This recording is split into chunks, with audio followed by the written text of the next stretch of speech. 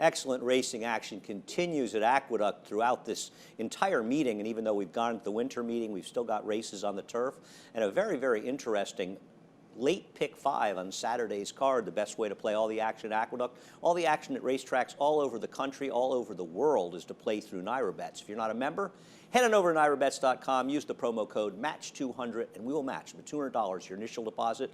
Support racing, keep the money in the game, support racing in New York. Play through NYRABets. The late pick 5 begins in race number 5. It's a maiden race for 2-year-old New York breds, and the number 4, What's My Category, is clearly the horse to beat. What's My Category took a very heartbreaking beat, as you'll see last time out. Joel Rosario skimmed the rail from way back to get the money in the very late stages. It's hard to know if there are first-time starters in the race Saturday that have speed, but on paper, What's My Category is supposed to be clear, and I think it would be advantageous for the connection to take advantage of his speed and stop sort of lollygagging around and sitting outside of other horses. Control the race. You've got the best horse, you've got the speed, and if you look at this race, all the other speeds collapsed, and closers dominated the also-ran positions. Now, maybe it was a case where the also-rans were really the only horses that had much run in them. We'll see. I think What's My Category is the horse to beat. The 7 Reunion Tour is a horse I might use, and maybe even the 1 Oliver's Fortune, a first-time starter for Jimmy Ferraro, who's enjoyed a terrific start to Aqueduct here. And you can see the board on some of the first-time starters, but I'm going to key in on the 4 What's My Category, the likely favorite to start out the late pick 5. Now, race number 6, I thought this was a little bit tougher, the second leg. The favorite's going to be the number 9, Pier 40. And Pier 40 is going out for the Nota bar, and the Notas seem to have gotten this horse back to his good races. He is not a reliable sort, and he's one who's burned a lot of money, including the start here in the slop when he finished second as the 2-to-1 favorite. Behind him in third is another horse who's going to come back and play as well, and a double shot. I don't love him either. You got to use Pier 40. The question is, who else do you want? I guess Elusive Ruler, going back to the dirt, the number 8, is a dangerous player in here as well. His dirt form was against much, much better horses, and I don't think he really improved that much on the turf, so maybe going back to the dirt will be okay for him, though he'll take a lot of money. I thought the 1 Wild Banker, going back to the dirt, was an interesting horse, and one that's going to very much be in my play. Sort of 1-9 with a little 8 in here. Wild Banker's dirt races, I actually think, are as good, if not better, than the turf races. He's had time to mature. I like this horse actually heading back to the dirt. We'll see. Wild Banker, my sort of upsetter in here. Pier 40, the number 9, is the horse to beat. The third leg, race number 7, this is a wide open race and not an easy race by any means. I imagine that the favorite will be a horse like Family Biz, perhaps. He'll be the favorite in here. There are others. Maybe Dudley Square will be favored.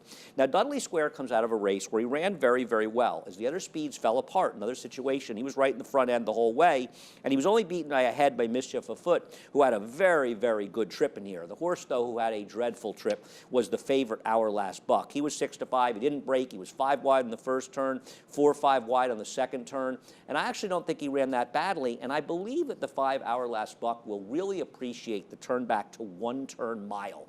Not so much the 2 turns. I don't believe in that stuff. I think the distance of a mile will be better for him. He's had 2 trips in a row, he even won, and I don't think that Our Last Buck's going to take as much money as he should because he's got a low percentage rider on him. I don't care. I think he's the best horse. I'll use the 8 Family Biz. I guess Dudley Square has a chance in here. I think the 6 Blind Willie McTell is dangerous. This is a big field. It's a wide open race. Race number 7 is one you may want to have a lot of coverage. There are a lot of possible contenders in this race. The 8th race is the Alex M. Robb at 1 1/8 around 2 turns. And as we turn around to the 8th race, we'll look at Mr. Buff, and we'll see Mr. Buck when he ran, Mr. Buff, when he ran 2 races back. And this was the Empire Classic. He controlled and he dominated. He beat 2 players near in Bankit and Seafoam. Is Mr. Buff going to necessarily come back at a week's rest? He ran the cigar last week. He didn't run well. The indications are he will. The other question is, will they use Seafoam's speed a little more aggressively in here? Because Christophe Camano has Seafoam. There's 2 things. Seafoam is better when he's aggressive. Last time they were passive, and Mr. Buff was able to stalk him in a slow pace and dominate him. Be more aggressive. When he throws down the gauntlet like he did in Saratoga 2 back, he ran an absolutely fabulous race. But also, by being aggressive, it helps out this horse, and that's City Man. Here's City Man winning our Albany up in Saratoga in early September. City Man, also trained by Christophe Clement, had a win in the turf last time. He's second to Chestertown. In this race, Chestertown had a nice win allowance last week. I don't know if City Man is necessarily good enough, but if he gets some help and Seafoam is aggressive in here and Mr. Buff gets softened up, Seafoam could absolutely pick up the pieces. Now, also keep in mind, if Mr. Buff chooses not to run, Seafoam's a horse that you have to use in this race. There are a lot of different scenarios. There are other horses in here as well. Can Bankit, the perpetual bridesmaid, perhaps pick up the pieces? See, I think he's a better closer than City Man, and he might even be a better price. So maybe if you think the race is going to fall apart, you'll want him. What about Danny California, the transformed Danny California? Yet another horse that improved dramatically in the Noda barn. Here he is winning the Miners' Mark at 1.5 miles at Belmont. His last race at Keeneland, 1 mile and 5/8 in their stake, I actually think he ran fairly well in there. But I think he's also gotten better with more distance. I know he won 1 mile and 1/8 at Saratoga, but the races he's run at the shorter distances don't even make him mildly competitive in this race. So unless you feel he's just another one of those horses that's improved dramatically for the Nodas, then I don't think he's good enough. But I think it's the distance more than anything else. And believe it or not, cutting back to only 9 furlongs might be too short for his best. For me, Mr. Buff, Bankit, City Man, Seafoam, I could use a lot of horses in here, but Mr. Buff is the horse to beat. Race number 9 closed it out, and they're going a flat mile. Unbridled John, their connections are going to hope that it doesn't rain that much on Saturday. There isn't much rain really in the forecast. So I think there's a good chance we have a fast track. And he didn't really like the mud last time out, but if he runs back to this race at Belmont Park on a fast track 2-back, where he was involved in a very fast pace and got down in the late stages, that race by Pier 40, he runs this race, he's going to win. I'm going to use him. The question is, who else will I use? Well, I definitely want to use the number 9 Brickyard.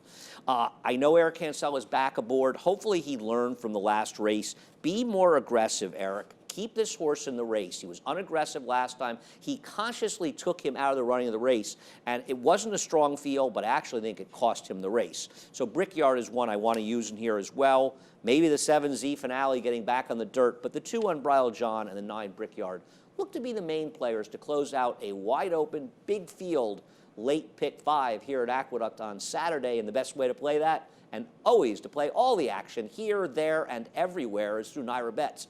Head on over to NYRABets.com. If you're not a member, we will match up to $200 of your initial deposit. Use the promo code MATCH200. Support racing in New York. Play through NYRA Bets.